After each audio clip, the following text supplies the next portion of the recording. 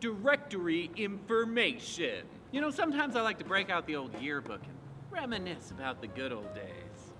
That guy still owes me money. Oh no. Oh no.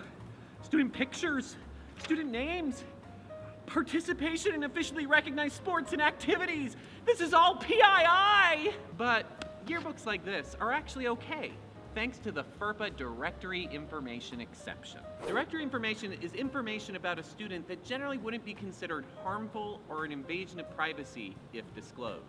Examples might include a student's name, gender, birth date, picture, or many others. You know, there are many situations where a school might want to make this information public, such as a playbill for the school play, the names, height, and weight of an athlete in a sporting event, a list of student names for Valentine's Day, or photos in a school yearbook. You get the idea. Directory information has no requirement for the school to control the information once it's been shared. Once it's out there, it's out there.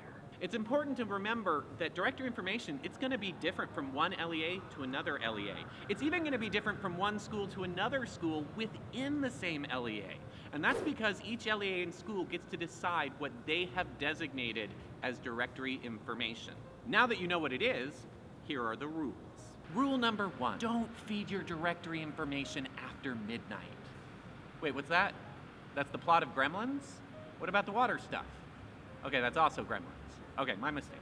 Rule number 1, educational entities must provide parents with an annual notification of what types of data they have designated as directory information. Note that FERPA allows you to go beyond this and have a limited directory information policy, where you would indicate specifically who you'll be sharing the data with and for what purposes. Either way, parents must be given the option to opt out of directory information being shared. And the annual notice needs to include the time frame that parents have to opt out. But that means that if a parent has opted their student out of directory information, then they shouldn't appear in any publications that use directory information, like a yearbook. Sorry, Sally, you'll just be known as no photo available till the end of time.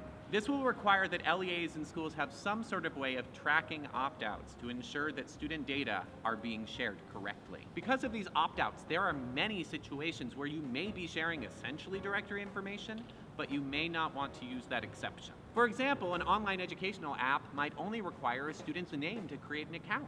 Harmless, right? But if the parents have opted out, then the student wouldn't be able to use that app in class.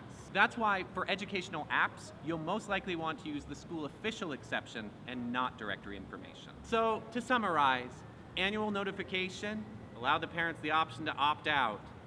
But you don't have to take my word for it. Just take a look. It's in a book. A reading rainbow.